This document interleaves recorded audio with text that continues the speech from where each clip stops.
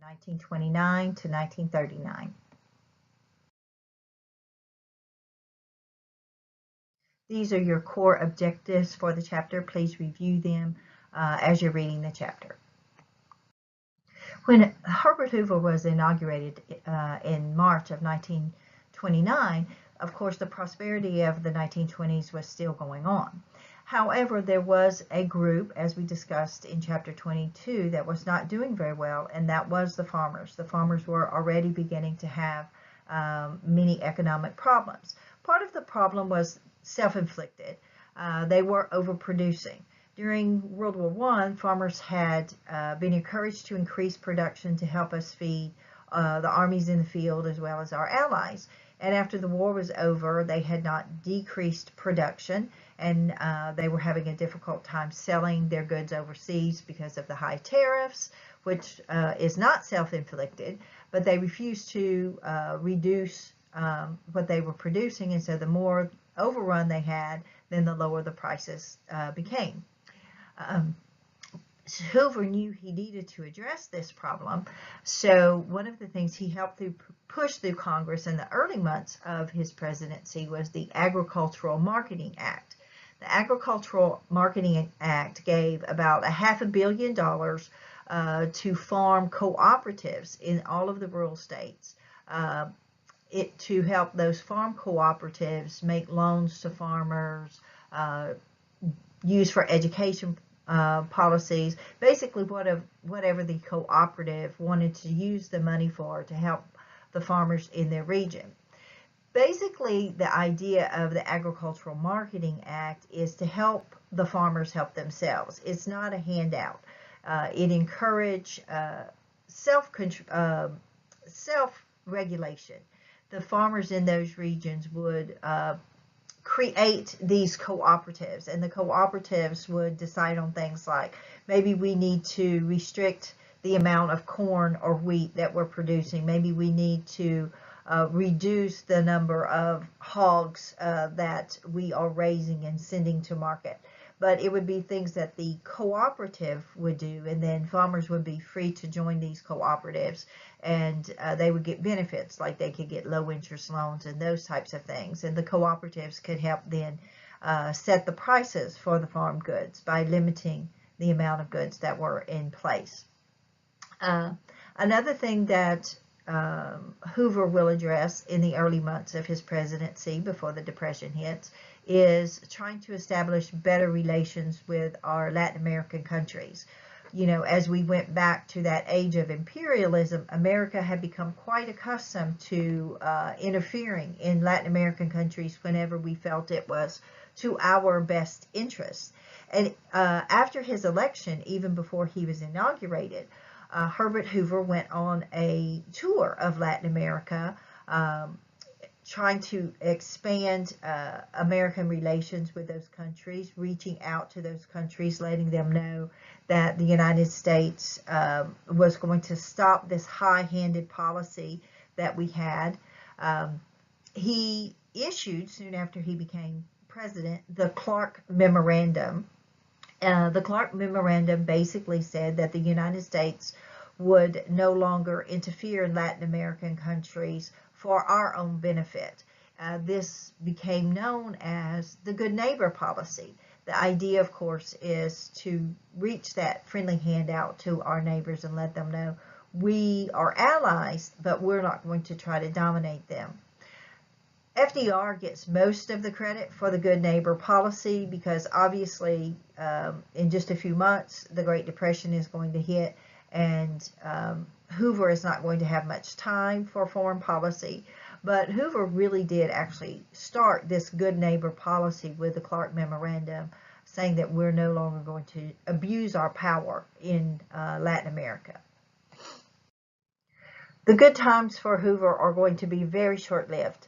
By the end of September of 1929, the economic boom will bust. And actually there were indicators as early as the summer of 1929. We had a couple of drastic dips in the stock market in the summer, but it would rebound and grow stronger again, and even in some cases go higher than it had gone before. But by September 29th, 1929, we're going to have what's known as Black Tuesday, where the bottom just drops out of the stock market. The prices begin to drop, and people begin this massive, frantic, panic sell-off of their stocks. And of course, the more people sold, the lower the price of the stocks went. And basically, by the end of the day, we have some stocks that had lost almost their total value. Overall, if we looked at the stock market as a whole, the stocks as a whole had lost about 40% of their entire value, but some companies had gone completely belly up by this time. Black Tuesday is not going to be something that we can rebound from, like we had the earlier little dips in the market that had occurred through that previous summer. Black Tuesday is going to ricochet into all areas of American business, especially into banking, because many banks had loaned people money to buy stocks. A lot of people have been buying stocks on the margin, meaning that they would borrow money to buy stocks. And so then when stocks lost almost their total value in a day, the banks are not going to be able to recoup their losses. And so then we just get this whole domino effect in the economy. Many people lost everything that they had because they had invested all of their life savings, all of their retirement funds. Some of these big businessmen lost their entire businesses. We had people that committed suicide because of the vast losses that they had on Black Tuesday and in the following weeks after Black Tuesday.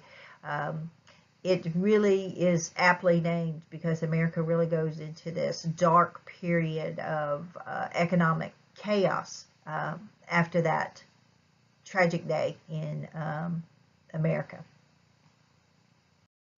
One of the big things that we see that has a huge impact on the economy regard to business practices after the fall in the stock market is the practice of what's known as retrenchment. In retrenchment, we see that these big businesses are trying to cut their expenses in order to keep their businesses open. They will cut labor as the most expense. We know that the biggest part of business is usually labor. So one of the first things that you cut when you're retrenching is labor. That leads to vast unemployment. That is going to be huge in America because during this time, if we're looking at 1929 through the early 1930s, there is no unemployment insurance. So if you lost your job, you had no money coming in, you had no avenue. You had to hope that you got another one very quickly. And usually before this you could, but if you have pretty much across the board countries retrenching and cutting employment, then there aren't going to be jobs out there for people. The more businesses retract or retrench, the worse the depression will become because it leads to more and more unemployment, which leads to more and more of a slowdown in the economy.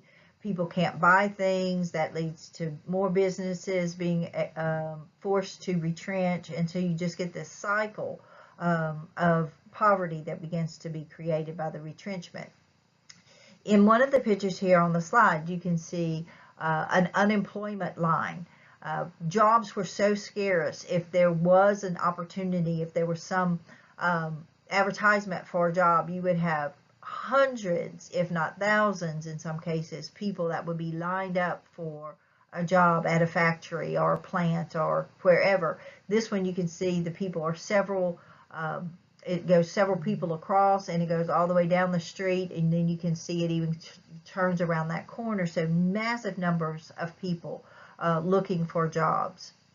Another thing that we see as a offshoot of that tragic stock market crash is the banks begin to collapse. We've talked about this a little when we were saying that our banks were already undercapitalized. That was one of the defects in the prosperity.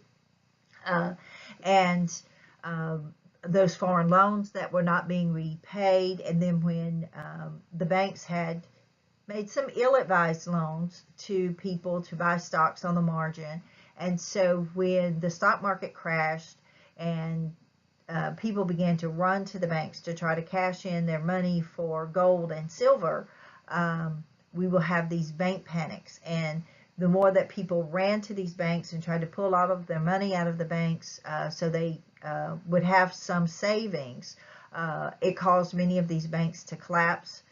We have huge numbers of banks that will close their doors. We don't think about banks going bankrupt during this time period, but our banking system will be almost on the verge of collapse.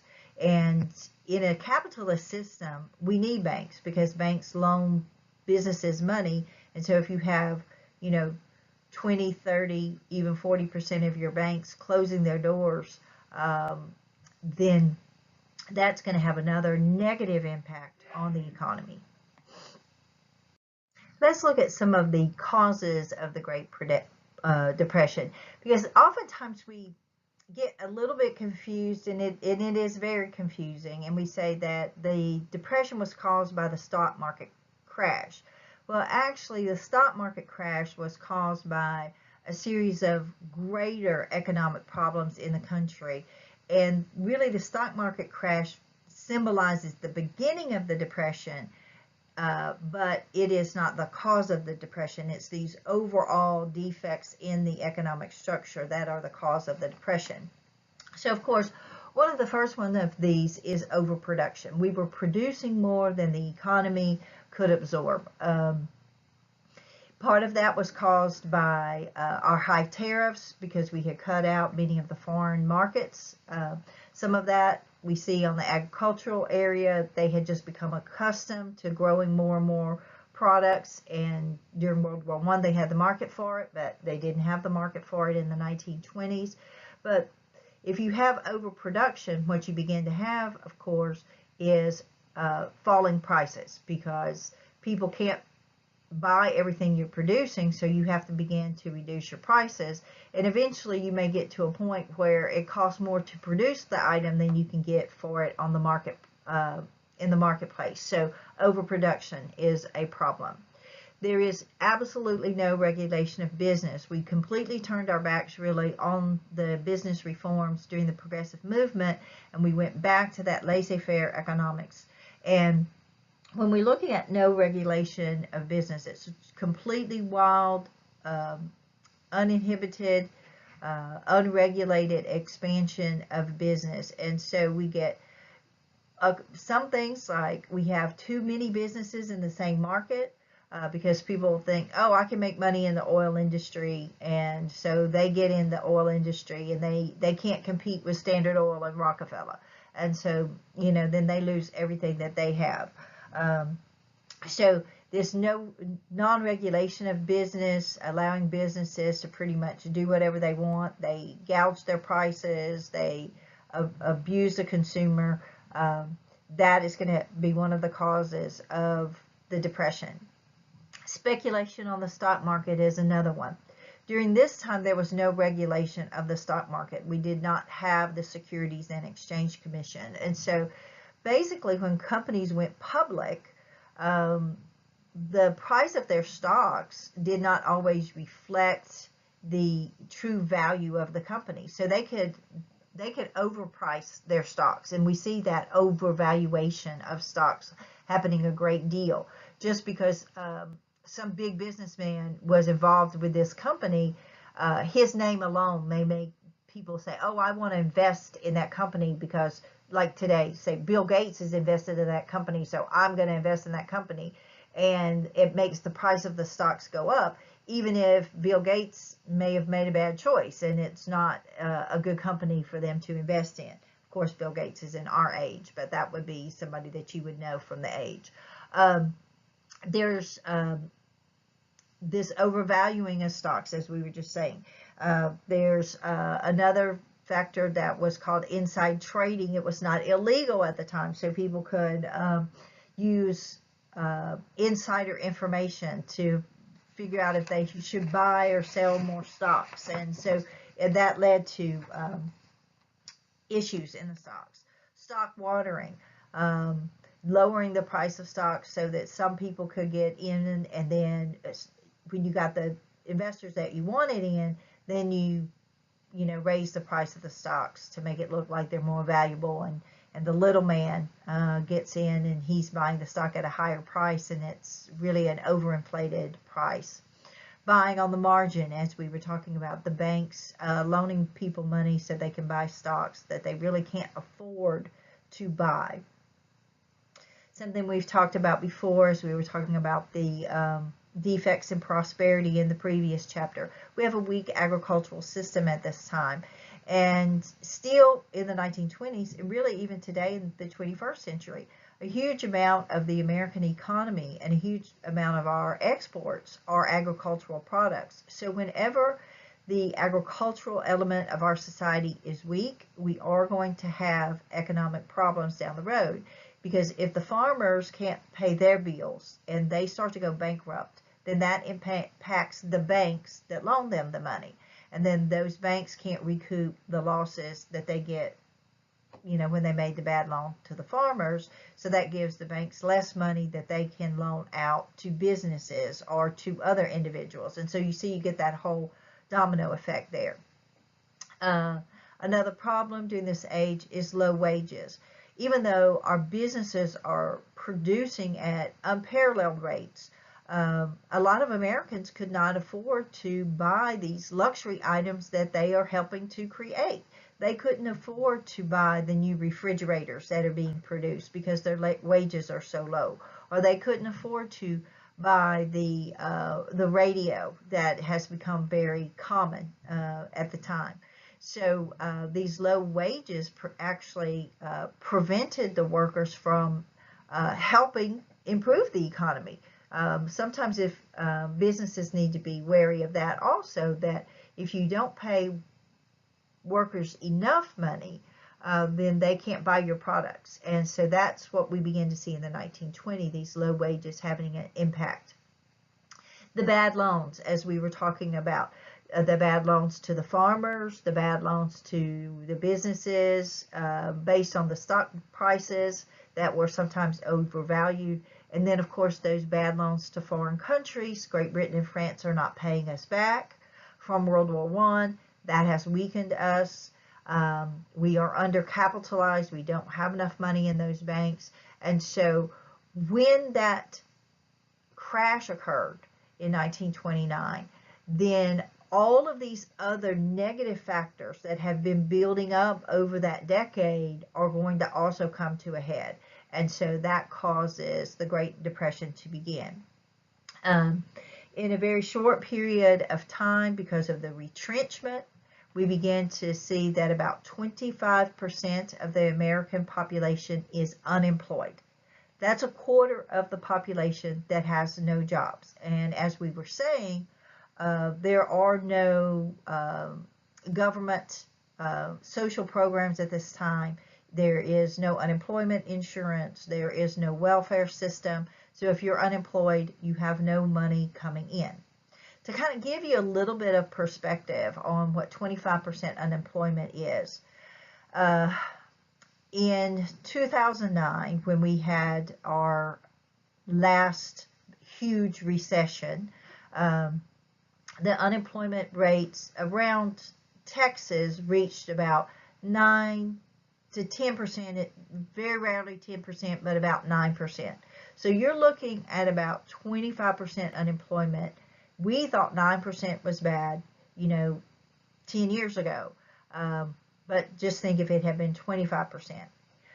In addition to the 25% that were unemployed, about 75% were underemployed. Now, what underemployed means is that you're working for reduced wages. You're working, but you're not working for the same type of income that you were making before. So maybe you used to be a bank teller and you were bringing home $10,000 a year. So now you are working as a shop clerk and you're bringing home about $5,000 a year. So you're still working, so you're going to have some money coming in, which is better than most of the people at the time. But it's going to be a greatly reduced amount of money. from what you're accustomed to living on. When the Great Depression hits America, we are totally unprepared for anything of this size. We have usually, in a capitalist economy, we have like this 20-year economic cycle, and we have had depressions before. We used to call them panics, but we had never had anything of this magnitude. And one of the reasons that the Depression of the 1930s has a bigger impact is because a lot of the people are working for other people by the 1920s. They're working in the factories. They no longer own their own business, their little small mom and pop shop. They no longer are working in agricultural where they own their own little farm. Because we had this huge swing, remember, after the Civil War, where we had a 300% increase of people working in non-agricultural jobs. So they're working for other people. They're working in the factories. They're working in other businesses. So when they get laid off, it's going to have a huger impact because they don't have a place to live. They were renting an apartment in the city, and so they can't pay their rent, so they are going to get kicked out. There are no federal agencies that can help them deal with these problems. We've stated this previously. No unemployment insurance, no welfare, no food stamps, none of those types of things that we think of as a cushion to help people through difficult times now. And so when these people get kicked out of their apartments or their homes, they have no place to go. There is a homeless issue in the 1930s. Many of these people go and on the edge of these cities, and they build up these what they called Hoovervilles at the time, usually somewhere around the edge of the cities, maybe close to where the dump was, and they used whatever they could to build makeshift housing for themselves and their families to live in. And so they're going to just be greatly suffering at this time. The idea in American society, not just in the Hoover government, but really in American society at this time, was a belief in personal responsibility, that it was not the role of the government to help you in these types of hard times. That yes, people are going to have hard times, and sometimes they're hard times not of their own making, but it's not the role of the government to fix that for you. You should fix that for yourself.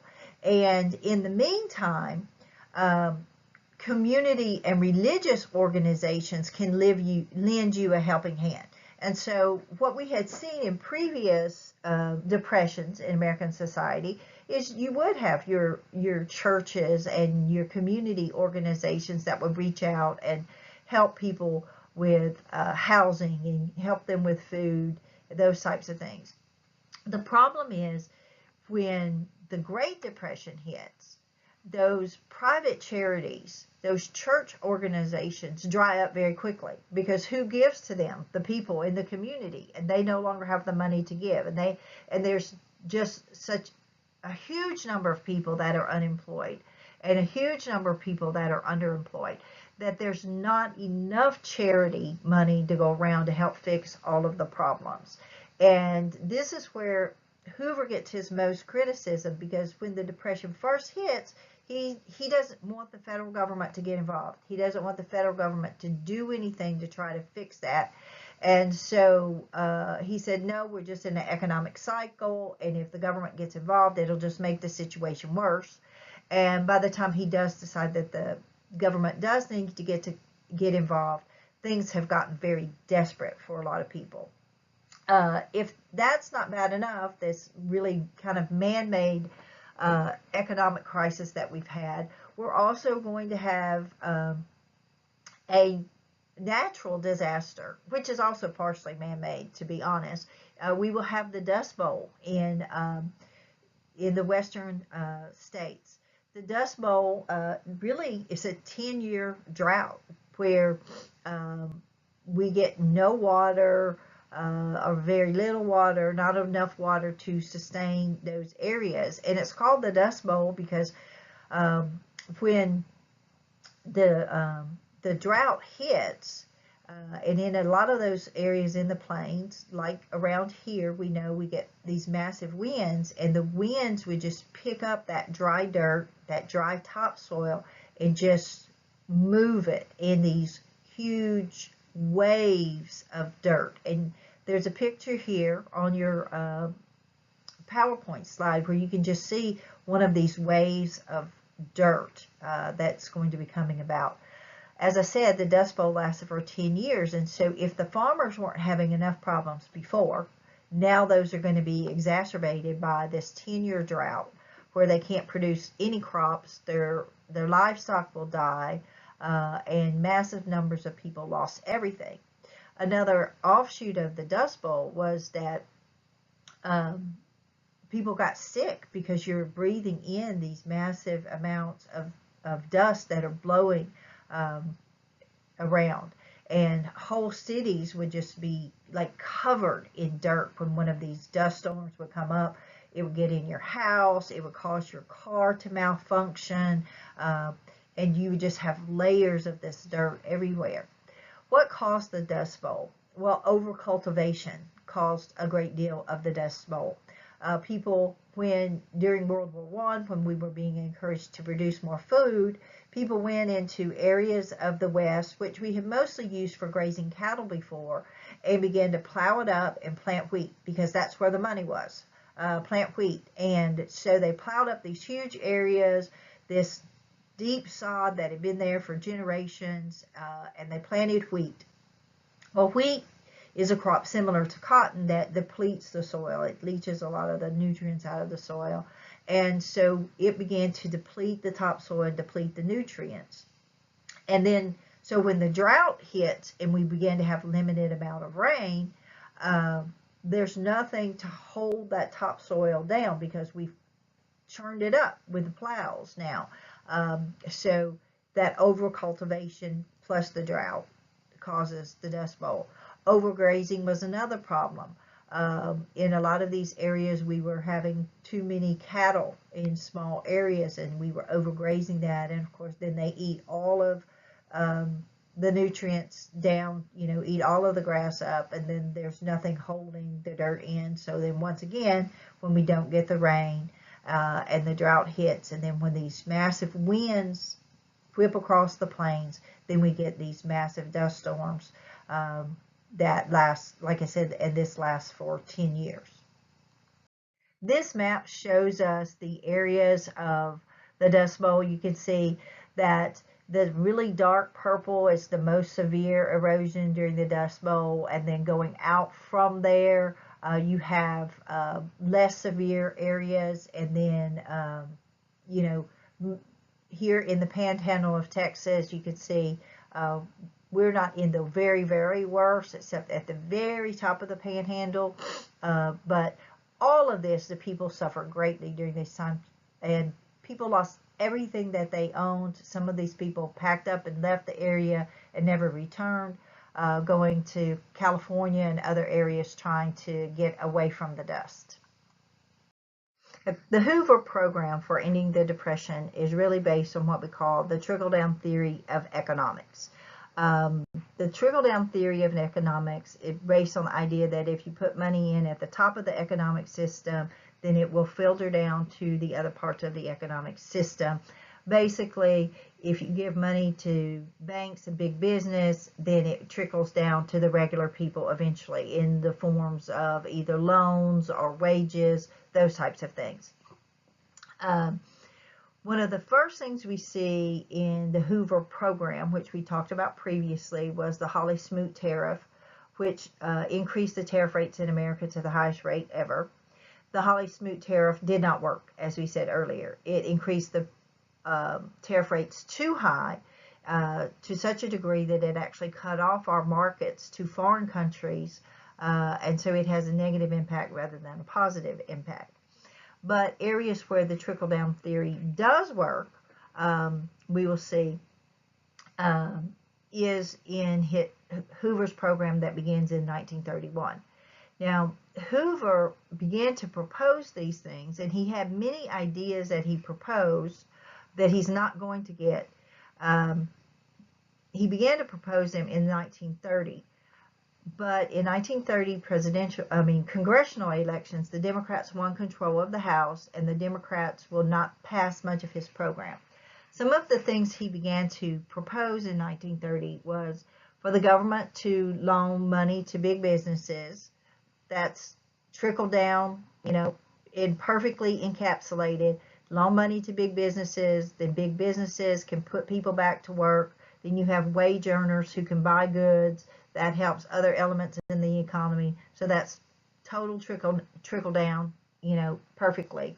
He also wanted to end farm foreclosures by reducing finance rates to farmers, those interest rates that farmers were paying.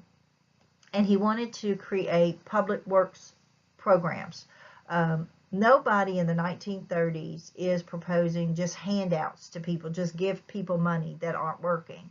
Mostly what we're going to see, even when we get to FDR's programs, is this concept of public works programs, government-sponsored jobs, building parks, building highways, building buildings, and then people can feel good about what they're doing. Hoover takes these ideas and he begins to propose a program to put those in place. As I said, Congress doesn't work very well with him, so he really only gets about 3 or 4 things of everything that he wanted. One of the things that he was able to get was the National Credit Corporation Act.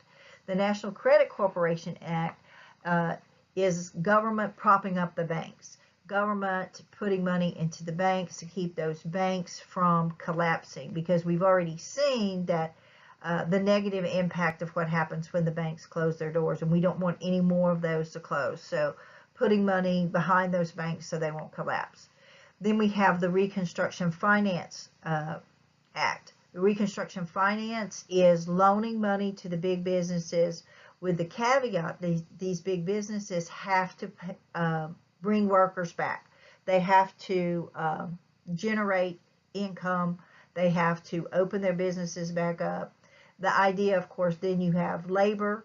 They're going to be bringing in wages. Then those wage earners can now pay their rent. They can buy groceries. That helps the landlords that own the apartments. That helps the grocer that has the grocery bill. They might be able to buy some shoes or things for the kids. So that puts money back into the economy. So it's a good way of getting the economy moving again.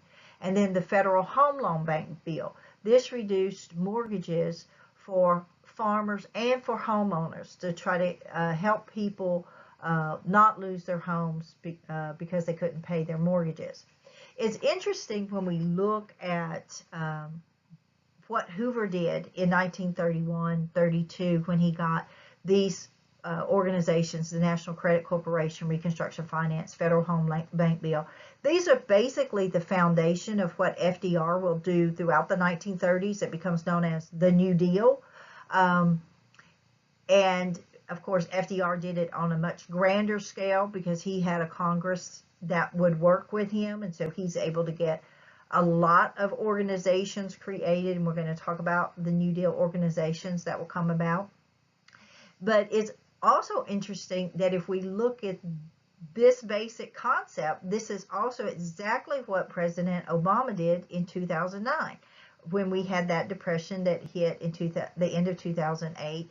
When he became president, he propped up the banks. We loaned money to a bunch of the big banks because several of the big banks were beginning to collapse, and that was having a huge negative impact on the economy, and so we began to prop up the big banks.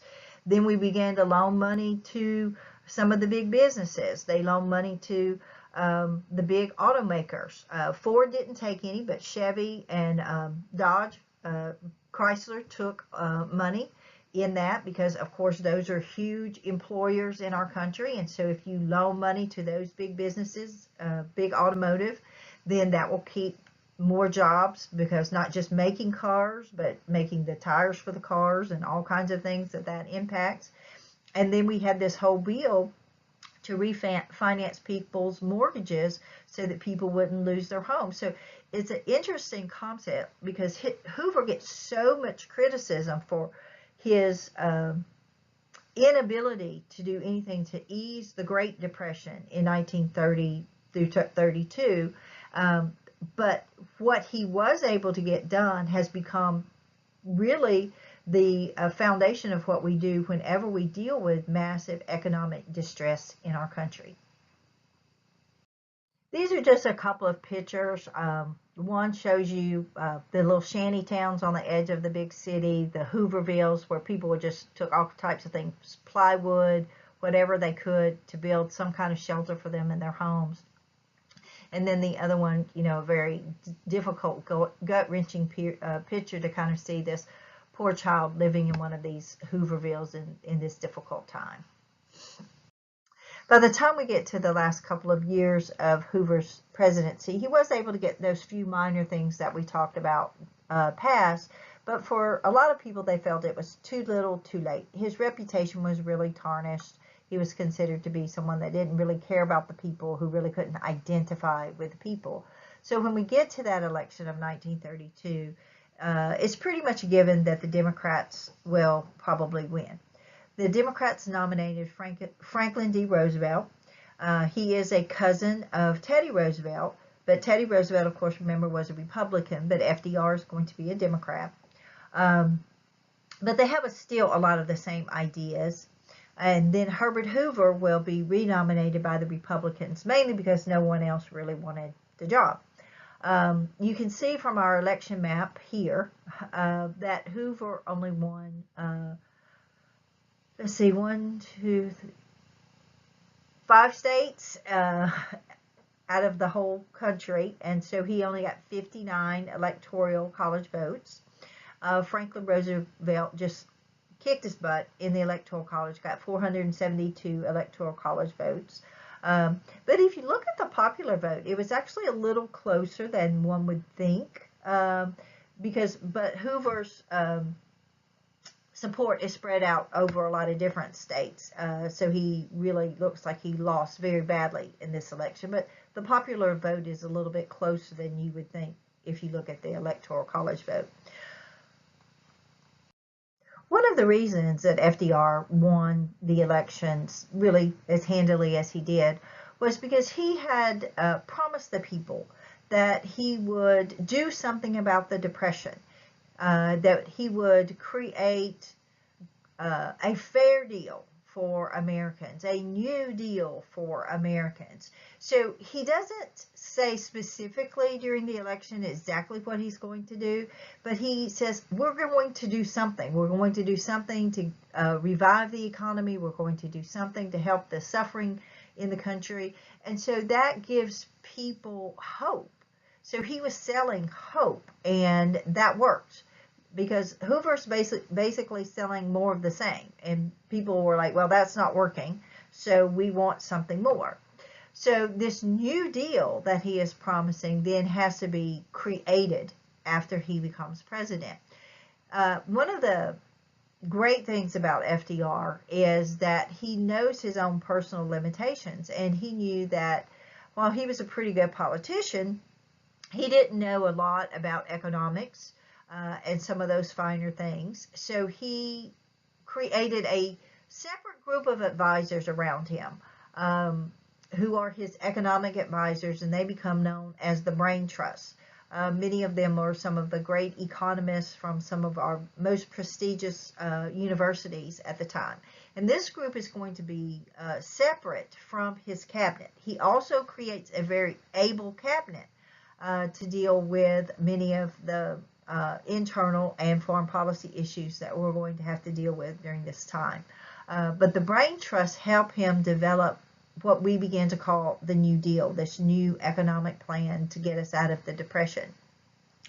One of the first things that we're going to see that FDR does during his administration is he will declare a banking holiday, where he closes all of the banks in the country for several days, about a week, and he just says the banks are all closed. And he tells the people that this is so that the federal government can go in under the authority of the Federal Reserve, and we can look at those banks, we can review their books, we can totally investigate those banks, and when our investigations are over, if the bank is safe, if it's a good, safe place that you can make your deposits, then we will allow those banks to reopen. If it is an unsafe bank, then we will not allow that bank to reopen. And that is so important, because what this does is it really helps to restore confidence in American banking, because a lot of Americans have become afraid of banks, because when those banks collapsed in the early days of the Depression, people lost their whole life savings, because if your money was in that bank and that bank collapsed, even through no fault of your own, your money was gone and you couldn't do anything to get it back, because there was no type of insurance for your money at the time. And so other people saw this happening, and so they ran to the banks and they took all of their money out. I know my grandmother, really, she had a banking account because my dad made her, but she kept a lot of money hidden in different locations in her house for emergencies, because she was always afraid, as a child of the Depression, she was always afraid that they would lose everything if the banks collapsed. And when the banking holiday ended, they reopened almost all the banks. About 75% of all the banks in America were reopened, and they were certified safe. And that was key to getting people to trust the banks, not to continue to withdraw money from the banks, because that hurts our ability to get the economy moving again. And then he went to Congress and he said, okay, now I need you to legitimize what I did, because I may have overstepped my powers a little bit. And so then Congress passed the Emergency Banking Corporation Act, and the Emergency Banking Corporation Act really just said that the president was within his authority to close the banks, to certify the banks that were safe and allow them to open, and to close the unsafe banks. When we look at the New Deal can basically be divided into two time periods. We have the first New Deal, which is like the first couple years of the New Deal, 1932 to about 1933, 1934.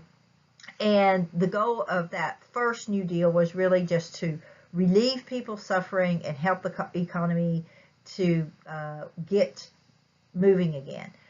The second New Deal, beginning really around 1934, the aim is to reform our economic system, to keep the economy from going into this same type of depression ever again. Within those two time periods, we also have three categories of New Deal agencies. We have relief agencies, recovery agencies, and reform agencies. And the relief and the recovery agencies are mostly during the first New Deal, and the reform agencies are mostly during the second New Deal. But you will have some overlap. You will have some relief agencies that will go on all the way through till the end of the Depression. You will have some reform agencies that actually began before 1934. But if you just have to make a general statement, you have the first New Deal deals with relief and recovery, and the second New Deal deals more with reform. There are many hundreds and hundreds of agencies out there, but so I've just picked a few from each category. For relief, we're going to talk about the Federal Emergency Relief Administration. And this money loaned money directly to, or gave money directly to states and cities. And it allowed the states and cities to use that money however it needed to relieve the suffering in their city. It could be to build soup kitchens, homeless shelters, create jobs, whatever that city decided to do, or whatever that state decided to do with that FERA money, that they could do it. So it's giving the money directly to the states and the cities. The Civilian Conservation Corps was a government-created agency where young men 25 years and younger, so roughly like 18 to 25, would go and work in conservation jobs like the national parks and the national forests in those areas. And they would live there on the facilities. They would work there, and they received, what was the pay? They received about $25 a month, something like that. And then they had to send most of it home. It was like 15 of the 25 had to go home to their families, and then they got to keep the rest of it. The Civilian Conservation Corps really helped to build up our national parks and our national forest areas, made them much more viable areas there.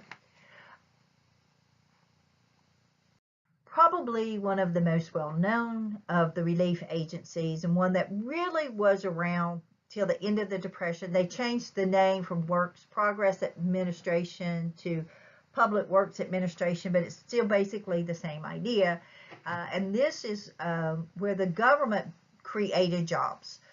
In the Works Progress Administration, the government would have these government-sponsored building projects, building roads, building bridges, public buildings, libraries, schools, those types of public buildings, airports. All of these would be paid for by the federal government. And then the federal government then, of course, contracts with construction companies to build those highways or those bridges or those buildings. And then those construction companies then have to put people to work. So as you can see in one of the advertisements here for the WPA, work pays America. The idea was that we'll create jobs. The things that they're going to be building will be good for America. We need more roads. We need more highways. We need more bridges. We need better school buildings. So the government's going to pay for those. And then that puts people to work. And you're not just handing them a check for doing nothing. You're handing them a check for doing a job, something they could be proud of. They could say, hey, I helped build that bridge. And they could be very proud of that. Like I said, the WPA, in some form or another, it changed the names throughout. Later it becomes the Public Works Administration, but it's the same concept. Government-sponsored work projects that help improve America, but also help improve America's workers' way of life.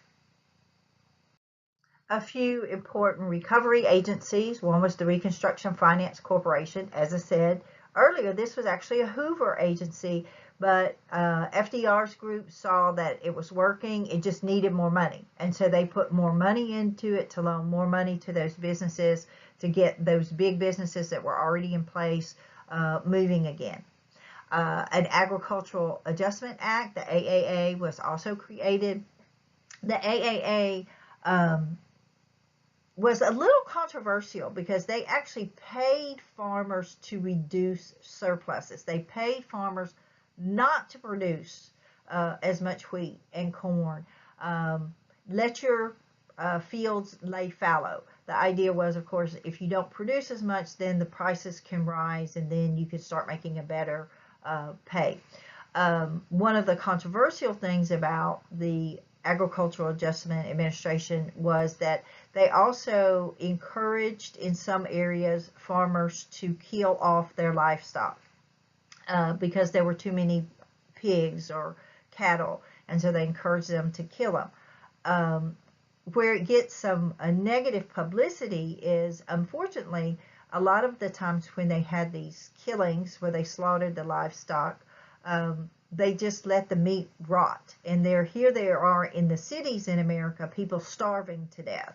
And they didn't take that meat and make provision to, hand it out in the cities to these people that could have used it. So there was some negative publicity there. The Resettlement Administration was really designed to help the people in the Dust Bowl. They gave people money to relocate, to move out of those Dust Bowl areas, move into more prosperous areas where they could continue to farm because that was their way of life, but move out of those, really rough areas that were suffering that major drought. Some important reform measures that came about during the New Deal. The first was passage of the Glass-Steagall Act. The Glass-Steagall Act was aimed at helping to reform banking and protect the consumers from bank collapses. So the big thing we get from the Glass-Steagall Act is the FDIC insurance, the Federal Depositors Insurance Corporation. This assures individuals like you and I that if we use a bank that is FDIC insured, our money is protected in those banks. So no matter what happens to that bank, if that bank collapses, if that bank makes bad choices and they go bankrupt, our money is protected up to a certain amount, which most people don't have to worry about unless you're like Bill Gates. Then you might have to worry about it. And so this helps to restore confidence also in the banking system. More people feel comfortable about putting their money in banks because now they're FDIC insured. Another thing it did was it separated commercial banks and investment banks. Commercial banks would be banks like you and I would use, regular people would use to, get money to buy a house or maybe even to buy a small business. Investment banks would be really aimed at investing in the stock market and other, anything like that. That was in place from 1934 until 1999, and then Bill Clinton abolished that separation of the commercial and investment banks, and that's one of the reasons we had the big bank collapse in 2009, is that it was really the investment banking end that was causing a lot of the issues in the banking system. Another reform agency that was created that's still around today is the Securities and Exchange Commission. The role, of course, of the Securities and Exchange Commission is to look after the stock market. The big thing that they look for is like insider trading. That's using information that's not out there for all the public to see for you to make trading deals. That's illegal. Martha Stewart went to jail for insider trading a few years ago because she got information from an insider in a company about what was going to happen, and she sold her stocks and they figured it all out and she went to jail. So the SEC is out there and they're always looking for that insider trading stuff that's going on. The Federal Housing Authority, FHA, they're designed to make low-interest loans, especially to low-income and first-time homeowners. They're still around today. If you can get an FHA loan when you first go out to buy a house. The Social Security Administration, this was designed to be a supplemental retirement income for older Americans. It was never intended to be your total retirement. It was designed to be a supplemental retirement income. And the Tennessee Valley Authority, which created these huge dams on the Tennessee River, and they then converted the power from those dams into hydroelectric power, just really transforming that whole Tennessee Valley Authority. And so that kind of became a model to use on other big rivers to help harness water power to expand electricity into like rural areas and things of that nature. The Social Security Administration, I wanted to talk just a couple of minutes about it because it's always in the news if you're paying attention, because all of us who work pretty much have paid Social Security insurance. It comes out of your checks before you even get your checks. And so we expect to get a little something when we reach that retirement age, which they keep boosting. You can see from the poster on here, it was age 65. Now they're encouraging you to wait till age 67 or maybe age 70. They're trying to get us to postpone it. As I said, the Social Security is not unemployment insurance. Social Security is supposed to be retirement income. And that's what a lot of people get the two confused. You're not supposed to be able to draw Social Security unless you've actually paid Social Security for a certain amount of time in your adult life. It is not, it is completely separate from welfare or unemployment insurance or any of those types of things. It's really for the working person who's actually paid into the system. So this is where sometimes people get confused. Of course, there are exceptions to that. If you had the unfortunate incident where your one of your parents died, you would be able to draw their Social Security until you reached adulthood, or if you went to college, through the time that you're in college. The other thing about Social Security is, as I said in the previous slide, it's supposed to be a supplemental retirement. It was never really designed to be your full retirement for you to have to live off of your whole life. Another thing that we need to understand about Social Security is, in some ways, it was a flawed system from the beginning, because when Social Security was put in place in 1935, the people that would be drawing it, the people that were 65 and older, actually never paid into it. And so then that meant that the people that were working at that time, their Social Security money was going to pay for the people that were on Social Security at that time. So then when they retired, their money was probably pretty much gone. And so that generation that's working when they retire are paying for them. So you can see where theoretically the money that I'm paying into Social Security is designated for me. It's not. It's not like my savings account, where I have X amount of dollars in my savings account, and that's my money and only I can take it. The money that I pay in through Social Security right now is being used to pay for the people that are on Social Security right now. And the reason we're looking at a Social Security crisis is because after World War II, we had this huge baby boomers, where we had this massive increase in our population. And as long as all those baby boomers were working, there was plenty of money going into Social Security to take care of the people that were on Social Security at that time, and have a little put aside for when these people retire, but not enough for what has been promised to us. And so as these baby boomers begin to retire, it's going to be harder to fulfill the Social Security obligations for those baby boomers, because there are fewer of us that are working now, because our population has decreased as far as the number of children that we're having. So as the baby boomers retire and start drawing Social Security, we begin to look at, okay, there's not as many workers today, and so how are we going to pay their Social Security, and then how are we going to make sure that the people that are paying Social Security in 2019 are going to have Social Security down the road. So that's why we have a Social Security kind of crisis right now. Not everyone was in favor of all of the New Deal programs. There were many people who criticized the New Deal. Some people criticized the New Deal because they felt that it was moving us away from capitalism. We're creating this socialistic system. We're having the government get more involved in business and more involved in our private lives and handing out money. We're going to socialism and communism.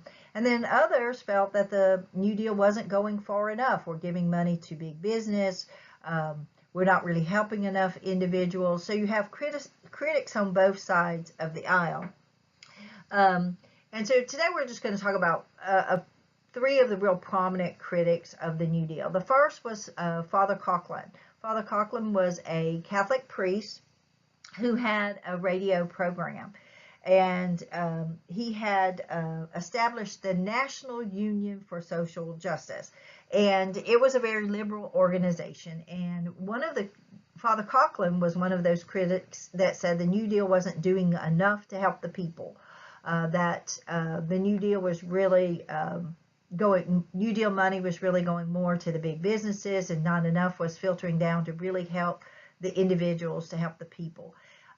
One of the negative things about Father Coughlin, though, was he was very anti-Semitic, and in a lot of his programs on the radio, He would make anti-Jewish comments.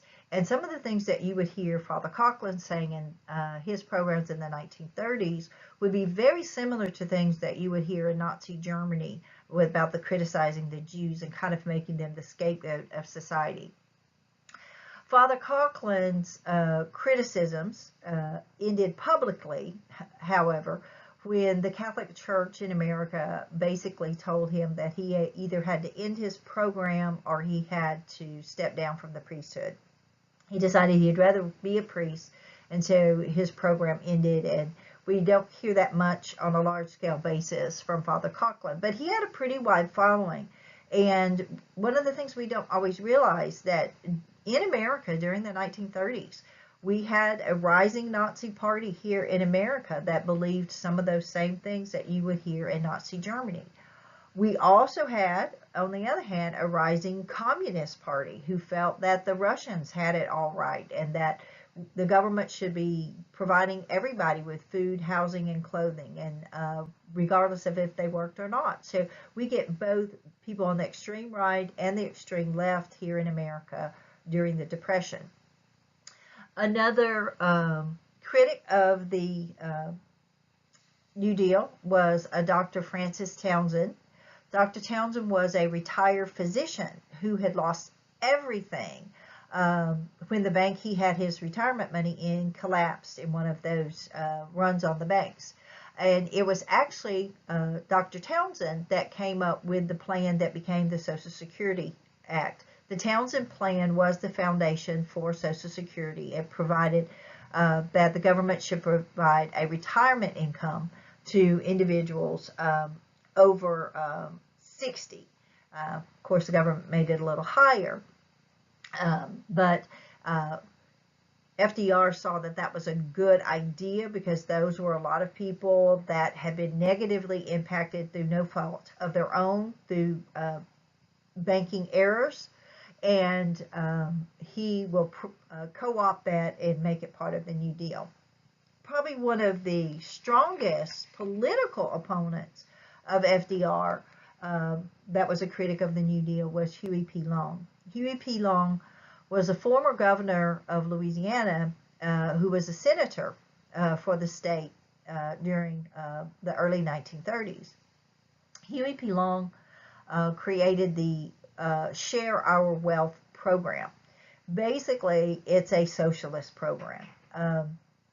The Share Our Wealth program provided that the government would take the income from wealthy individuals and share it, give it to other individuals. Under the Share Wealth program, each family would receive $5,000 per year to help take care of their families. It also provided that there would be old age pensions. It also included reduced work hours. We're still working on trying to get that 8-hour work day for all workers at this time, and free college. So this Share Our Wealth program became a very popular program because you can see it had something for everybody unless you were really wealthy, because most of your income was going to be seized under the Share Our Wealth program. But it's going to give you $5,000 a year to live on, which in the 1930s, that would have been a decent income. If you're an older individual, you're going to have a pension to live on.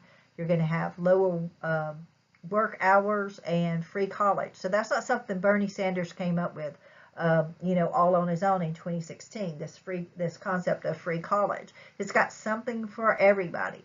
Most people believe that probably in 1936, Huey Long would have run against FDR for the presidency, and that he actually may have had an opportunity to win.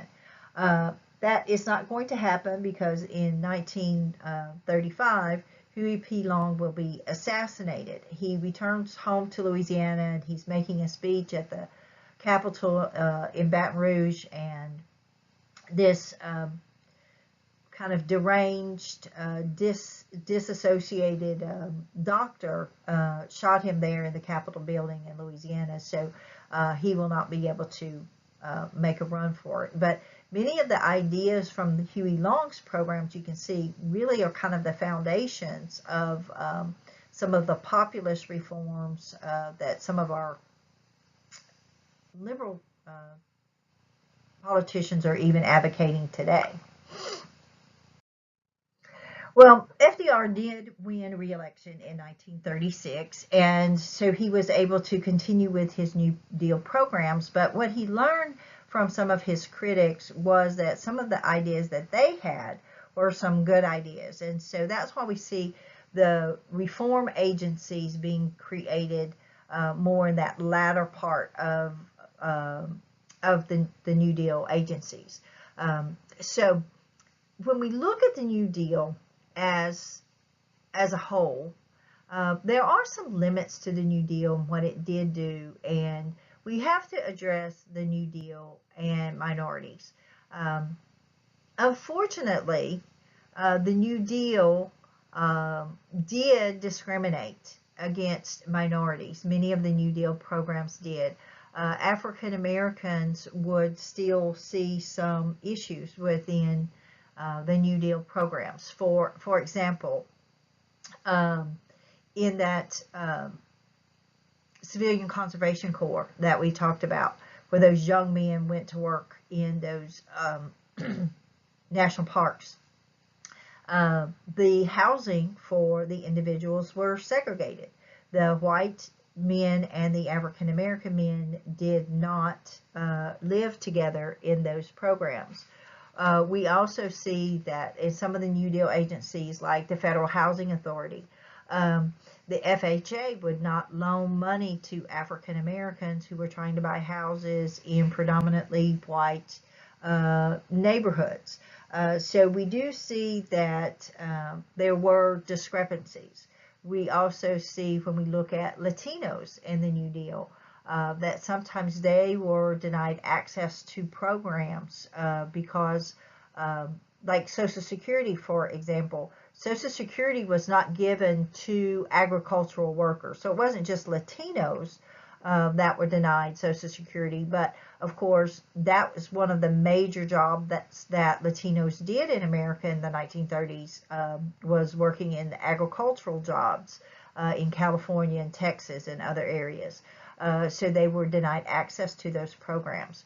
We also see, like here in Texas, Hispanics that applied for funds under various Hispanic programs received reduced funds compared to white workers, on average about 25% less than what a white worker would receive in those same relief programs. So there is discrimination in the New Deal programs, and one of the things that we see is that FDR did not push for the end of segregation or the end of Jim Crow laws during his administration.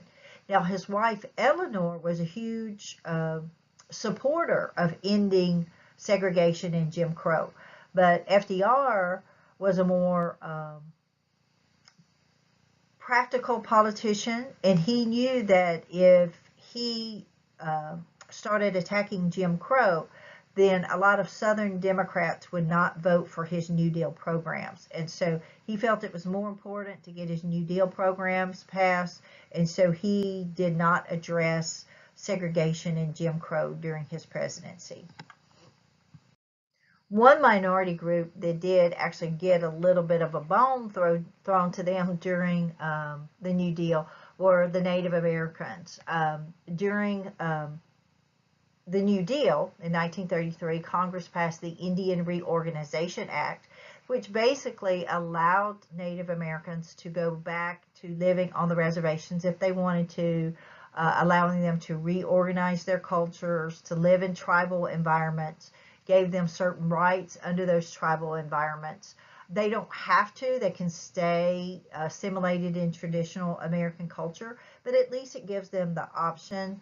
It gives them the option to go back and trying to revive some of their Native American culture that they did not have under the old Indian Acts that had been passed by previous presidents. When we look at the New Deal, we have to look at its limits and its legacies. Um, One of the things that I tell my students, and they're sometimes surprised and sometimes not, but I say the New Deal did not end the Depression, and it did not. The Depression ended really when World War II started and Americans' economy began to revive after World War II started, and we started selling war materials to Great Britain and France in 1939 and 1940. What the New Deal did, though, was it made life bearable during the Depression. It gave people hope.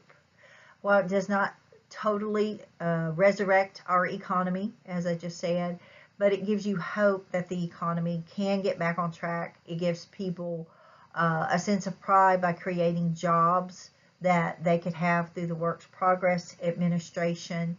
Um, it helps us to see that our system, while it may be flawed, it can be fixed. And so it gives people this hope, and it gets us through those really difficult years. And that's important because that helps us to prevent this radicalism that emerged like in Italy and in Germany. Those two countries had entered into depressions really in the 1920s.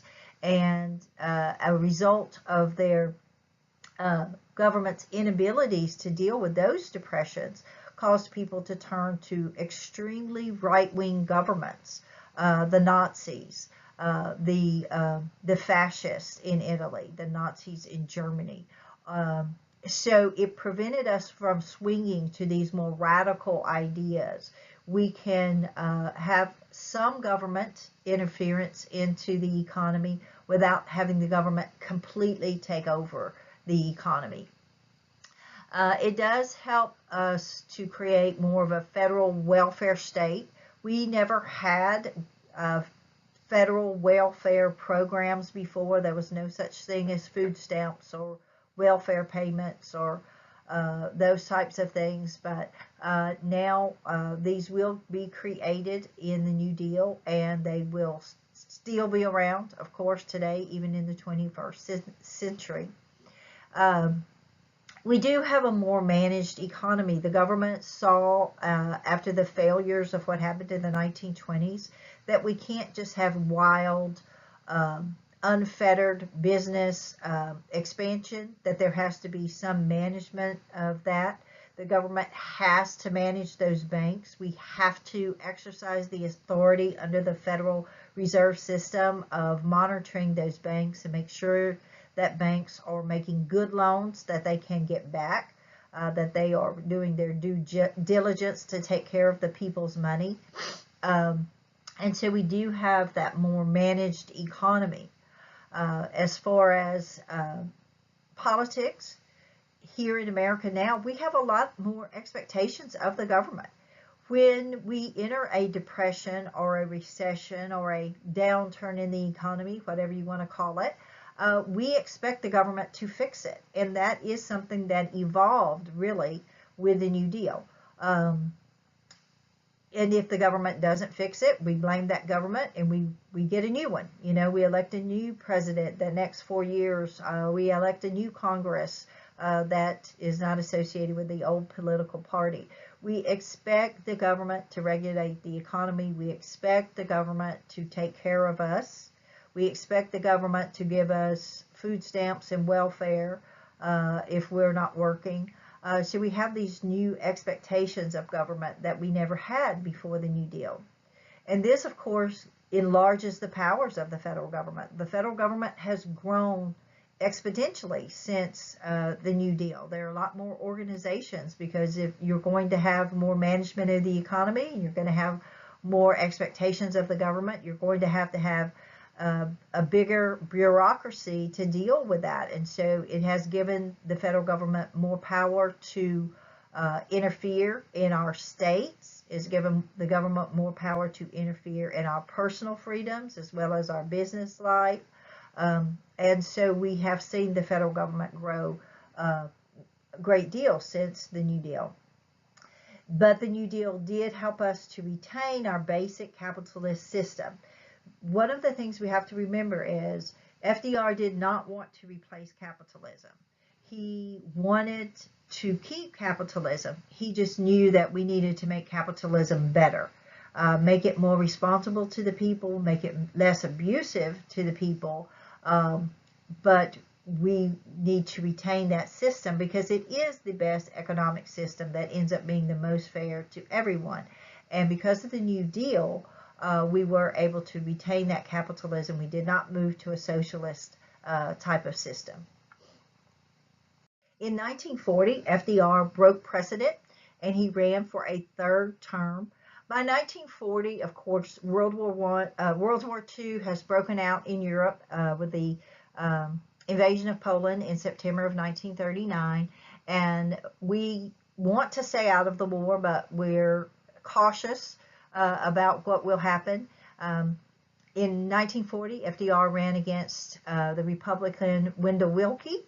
One of the criticisms that people had of FDR in the 1940 election was that he was trying to create a dynasty, that he was trying to create a monarchy because he is the first president that will run for a third term. There weren't a lot of criticisms really, though, of his economic policies. Some said that they were too expensive, but most people recognized that the New Deal had helped America. Willkie and FDR both agreed that we need to put more money into national defense because we don't know what's going to happen in Europe. Hitler is having a great deal of success by November of 1940, and so we are afraid that we may have to defend our own borders if he continues to have success. So FDR wins that election very easily in 1940. In 1944, FDR will run for a fourth term. He ran against Thomas Dewey. And really, by 1944, most people were really content with FDR. He had gotten us through the Great Depression. By November of 1944, of course, we've almost won World War II. By November of 1944, the Germans are on their last legs. The Italians are falling apart. The Japanese are still causing us some problems, but we can see the light at the end of the tunnel. And so FDR, once again, will win the election very easily. Most people didn't see a reason to change horses at the end of the race. He's winning, so let's keep him in place. Of course, FDR will not survive that fourth term. He dies actually very early in that fourth term. He dies in April of 1945, and so Harry Truman, who was his first-term vice president, so Truman had only been vice president a few months, will succeed FDR in the presidency. And that concludes our PowerPoint presentation on Chapter 23, the New Deal. And our next PowerPoint will be on World War II.